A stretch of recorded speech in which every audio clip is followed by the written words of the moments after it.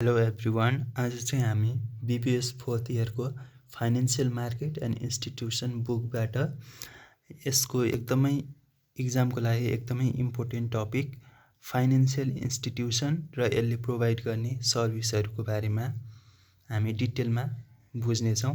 पहिला सुरुमा त हाम्रो फाइनेन्सियल इन्स्टिट्युसनको डिफिनेसन पढौँ। Financial institution is the institution which produces and sell financial products such as deposit, loan and remittance, foreign currency, insurance policy and so on is known as financial institution or financial enterprise. Financial enterprises or financial institution जे भने नि एउटै हो होइन। यो भनेको चाहिँ हाम्रो जसले चाहिँ अब सेभिङहरू गर्छ होइन, यो सर्वसाधारणको पैसाहरूलाई बचत गर्छ। अनि जो चाहिँ अब रेमिटेन्सहरू अब बाहिरबाट पठाएको पैसाहरूलाई पनि बचत गरेर अब जेनरल पिपुलहरूलाई बाँड्छ होइन।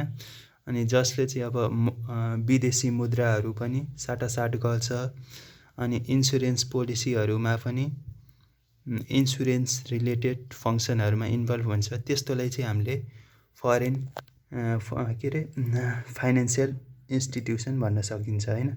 अब यिनीहरू भनेको चाहिँ सिम्पली यो डिपोजिट, लोन अनि रेमिटेन्स, फरेन करेन्सी, इन्सुरेन्स भनेको चाहिँ फाइनेन्सियल प्रोडक्टहरू हो अथवा फाइनेन्सियल एसेटहरू हो होइन।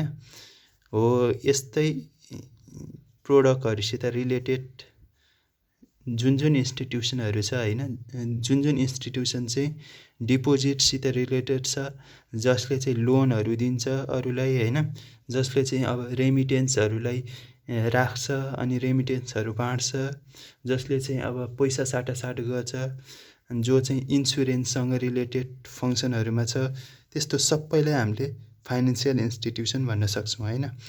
अब हाम्रो चाहिँ यो च्याप्टर 2मा चाहिँ मेनली हामी फाइनेन्सियल इन्स्टिट्युसनसँग मात्र बुझ्छौँ। तर अब नन फाइनेन्सियल भनेको चाहिँ ठ्याक्कै यसको उल्टो हुन्छ। नन फाइनेन्सियल इन्स्टिट्युसन भनेको चाहिँ अब म्यानुफ्याक्चरिङ होइन, म्यानुफ्याक्चरिङ अथवा ग्रोसरी होइन, त्यस्तोसित रिलेटेड अब घर बनाउने होइन, त्यस्तोसँग रिलेटेड चाहिँ हाम्रो नन फाइनेन्सियलमा पर्छ। अब यसमा हामी अब फाइनेन्सियल इन्स्टिट्युसनमा मात्र फोकस गरौँ। फाइनेन्सियल इन्स्टिट्युसनमा पनि हाम्रो 2 टाइपको छ होइन, क्लासिफाइड भएको छ क्या। एउटा डिपोजिटरी इन्स्टिट्युसन हुन्छ, एउटा नन डिपोजिटरी इन्स्टिट्युसन हुन्छ। डिपोजिटरी भनेको चाहिँ अघि नै भने जस्तै अब डिपोजिट्स, लोन, रेमिटेन्स होइन, फरेन करेन्सीहरूसित रिलेटेड भन्नाले अब जसले चाहिँ मान्छेहरूको होइन पैसा बचत गर्छ, जसले चाहिँ बचत गर्छ, लोन दिन्छ होइन, त्यस्तोलाई चाहिँ हामीले डिपोजिटरी इन्स्टिट्युसन भन्न सक्छौँ।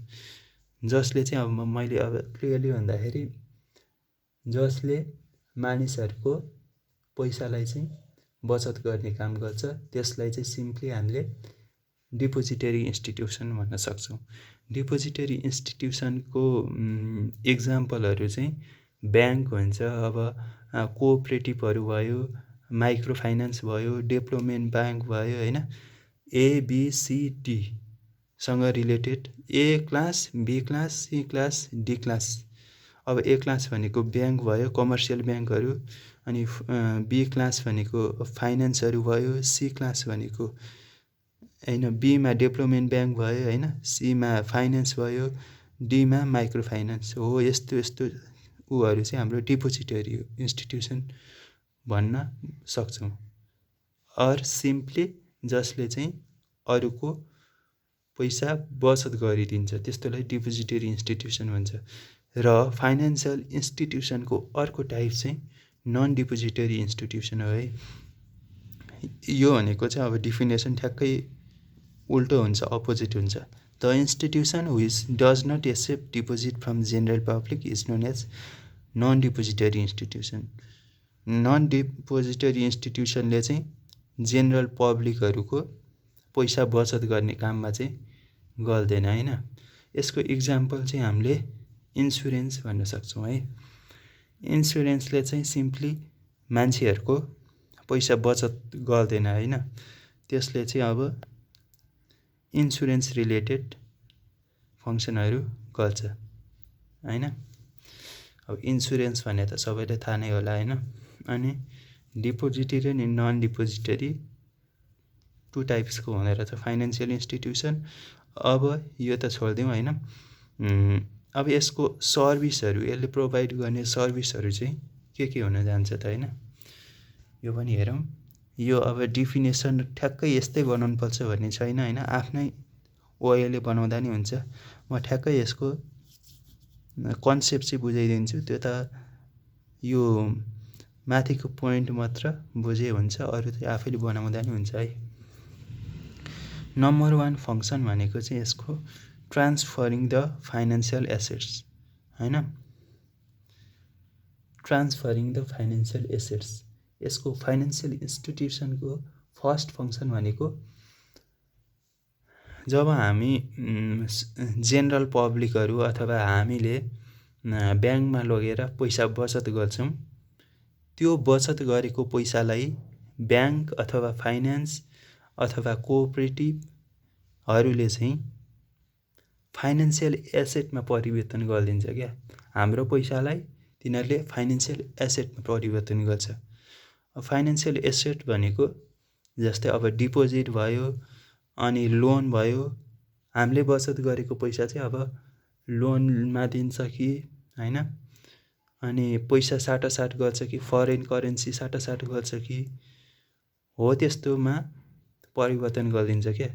अब डिपोजिट भनेको नि एउटा फाइनेन्सियल एसेट भयो होइन, अनि फिक्स डिपोजिट भयो, अनि कल डिपोजिट भयो, त्यस्तोमा चाहिँ परिवर्तन गरिदिन्छ भनेर भनेको छ है, ट्रान्सफरिङ द फाइनेन्सियल एसेट होइन। अनि अब यो डिपोजिटरी इन्स्टिट्युसनले तिनीहरू गर्ने भयो। अनि नन डिपोजिटरी इन्स्टिट्युसनले चाहिँ इन्सुरेन्स पोलिसीको रूपमा चाहिँ यसले त्यस्तो प्रोडक्ट चाहिँ बनाउँछ, इन्सुरेन्स पोलिसीसित रिलेटेड है, त्यस्तो प्रोडक्टहरू बनाउँछ। अब अर्को फङ्सन बुझौँ। अर्को सेकेन्ड फङ्सन भनेको यसको एक्सचेन्जिङ अफ फाइनेन्सियल एसेट्स। अब चाहिँ फाइनेन्सियल इन्स्टिट्युसनहरूले चाहिँ सेयरहरू किन्ने अर बेच्ने कामहरू पनि गर्दछ होइन। इट इज रिलेटेड टु अब ब्रोकर सर्भिसेस होइन, दलालको काम पनि गर्छ क्या फाइनेन्सियल इन्स्टिट्युसनहरूले।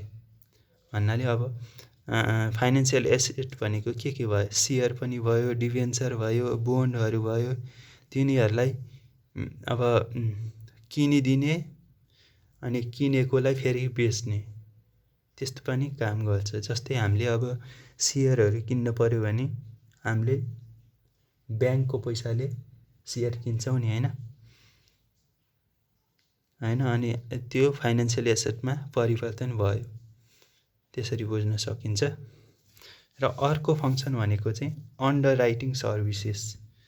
यो चाहिँ एकदमै मोस्ट इम्पोर्टेन्ट फङ्सन भयो फाइनेन्सियल इन्स्टिट्युसनले होइन। फाइनेन्सियल इन्स्टिट्युसनले चाहिँ brokerage function, dealership function, underwriting सर्भिसहरू गर्दछ। अब यसले चाहिँ सिम्पली अन्डर राइटिङ सर्भिसेस भनेको चाहिँ अब जुन कम्पनीहरू चाहिँ भर्खरै नयाँ कम्पनीहरू चाहिँ प्राइभेटबाट पब्लिक भएको छ र तिनीहरू चाहिँ अब सेयर इस्यु गरेर पैसा बढाउन चाहन्छ, त्यस्तोलाई चाहिँ फाइनेन्सियल इन्स्टिट्युसनले हेल्प गर्छ होइन।